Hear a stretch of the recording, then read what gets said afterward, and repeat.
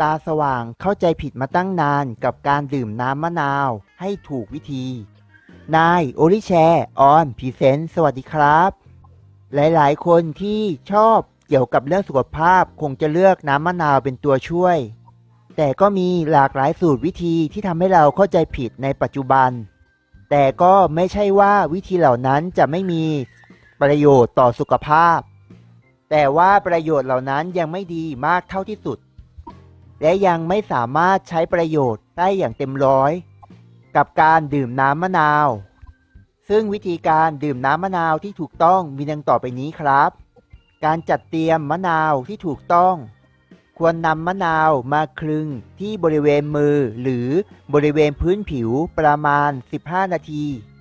เพื่อที่จะให้วิตามินและแร่ธาตุของมะนาวแตกตัวและได้น้ำมากที่สุด หลังจากนั้นให้นำไปทำความสะอาดและนำไปแช่ตู้เย็นไว้ประมาณ 2 ชั่วโมงในช่องแช่แข็ง วิธีนี้จะทำให้วิตามินและแร่ธาตุต่างๆของมะนาวนั้นสามารถนำมาใช้ประโยชน์ได้อย่างเต็มที่ครับ หลังจากนั้นให้คุณนำมาหั่นเป็นแว่นๆมะนาว1ลูกควรจะหั่นได้ประมาณ10ชิ้นถึง20ชิ้นเป็นอย่างน้อยๆและนำไปแช่กับน้ำผึ้งใส่น้ำเล็กน้อยหลังจากนั้นปิดฝาให้สนิทครับ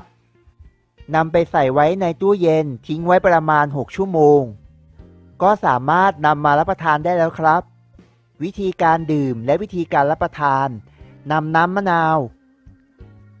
และมะนาวที่จัดเตรียมไว้ประมาณ1ชิ้นมาลอยอยู่บนแก้วชาและใส่น้ำอุ่นๆลงไปประมาณ1แก้วชาตามที่คุณชอบและตักน้ำผึ้งประมาณ1ช้อนชาขึ้นมาด้วยครับวิธีนี้สามารถดื่มได้ทั้งเช้าและเย็นพร้อมทั้งก่อนนอนก็จะดีต่อสุขภาพเป็นอย่างมากและสูตรนี้สามารถเก็บรักษาได้ถึง1สัปดาห์สรรพคุณของน้ำมะนาวมีดังต่อไปนี้ครับ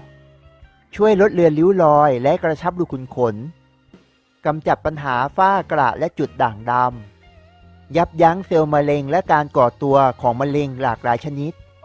กำจัดเชื้อโรคและแบคทีเรียต่างๆในร่างกายบำรุงสมองและป้องกันอัลไซเมอร์แก้อาการอ่อนเพลียและขาดสารอาหารในร่างกายหมดปัญหาโรคผิวหนังปากนกกระจอกและเชื้อราบริเวณผิวหนังทุกชนิด